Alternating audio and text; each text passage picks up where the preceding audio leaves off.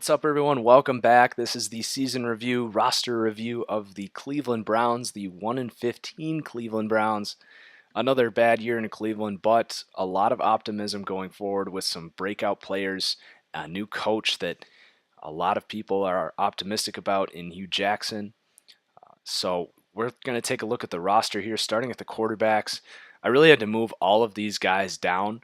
I still think Josh McCown is actually the best of the group. They're just not playing him because they want to see if they have anything in the younger guys, RG3, Cody Kessler. I don't think they're the future here, but I would not be surprised if they are actually the starter next year, one of the two, just because I think this team will go, at least should go, with more skill players with their early picks. I think they'll take a quarterback maybe in the second or third round or trade for a guy that they can develop.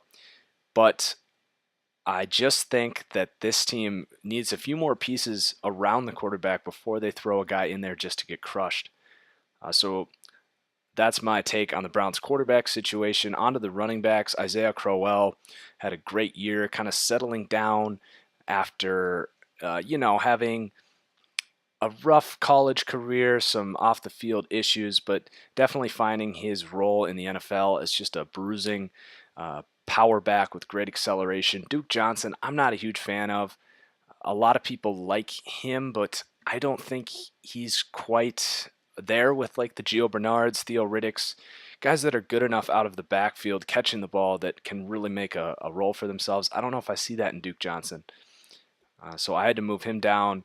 Onto the receivers, Terrell Pryor, one of those breakout players this year that they definitely weren't counting on getting anything from him, but now he'll probably get the franchise tag going into next year as their number one receiver.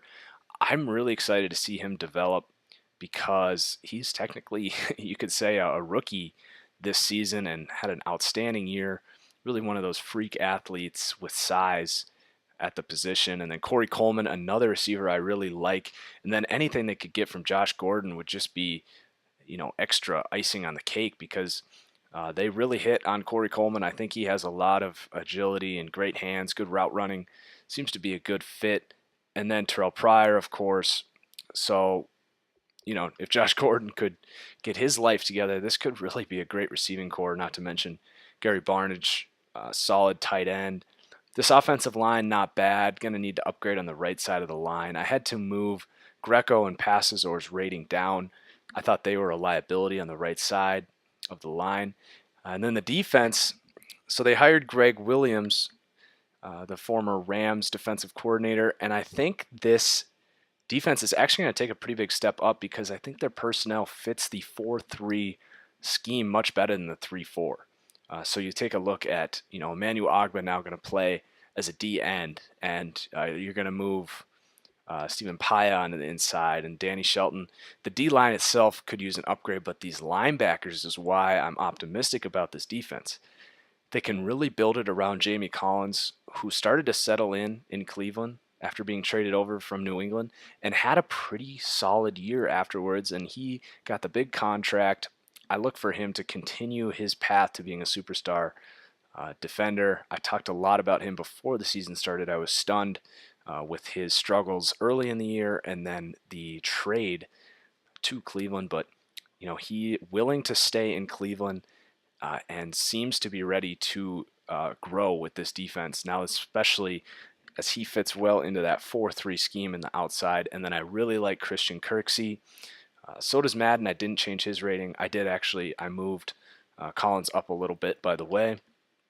And then I actually moved Demario Davis to the outside, another solid linebacker that I kind of like. I just kind of predicting here that he will be the third starting linebacker. He is still listed as an inside guy. So a lot of these guys I did move around, just kind of predicting where they're going to line up in the 4-3, such as, Carl Nassib listed as an outside linebacker, but 6'6", 277, that's not going to work for a 4-3 outside. Anyway, moving on to the corners. I'm still a believer in Joe Hayden. I moved him up from, I believe, 81 to an 88. When you don't get a pass rush, it's so hard to play corner in this league, and he's still, healthy and performing at a high level, in my opinion. So I moved Joe Hayden up. Jamar Taylor got a nice contract. I think he's a nice player, probably a solid number 2.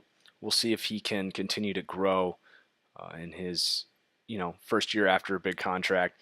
And then the depth, definitely a problem. They're going to need to address the secondary for sure, probably the weakest part of this entire team.